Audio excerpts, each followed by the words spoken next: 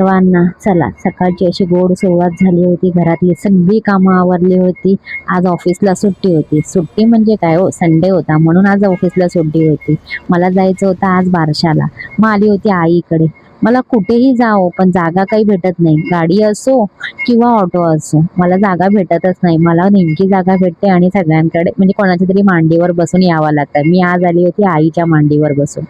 आम्ही आलो होतो बारशाच्या ठिकाणी. बघा मस्तपैकी डेकोरेशन वगैरे केलं होतं. भंतेजी वगैरे आले होते. त्यांचा प्रोग्राम चालू झाला होता.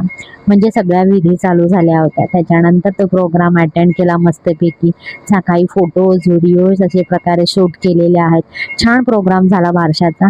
मी आणि जे काही बघितलं होतं ना ते नवीन बघितलं होतं. म्हणजे जे नाव बाळाचं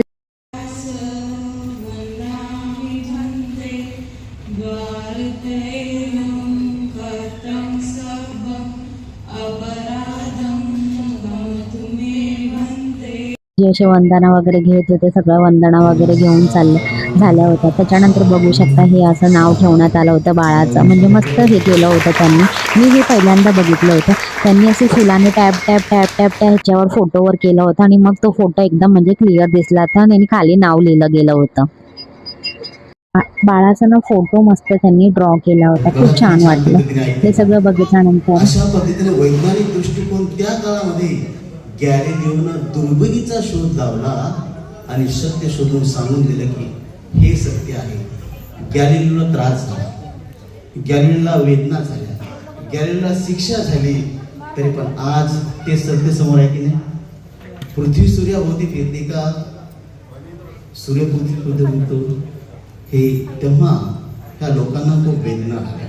मग म्हणून म्हणतो अशा प्रकारचे बालकांना बालपणापासून संस्कार आता ह्या दोघांचे विश्वदीपचे आणि त्यांच्या पत्नीचे आहे. त्यांना खरे भंतेजीने आपले विचार मांडले होते. त्याच्यानंतर चालू होता बारशाचा म्हणजे बाळाला पाळण्यात टाकायचा प्रोग्राम.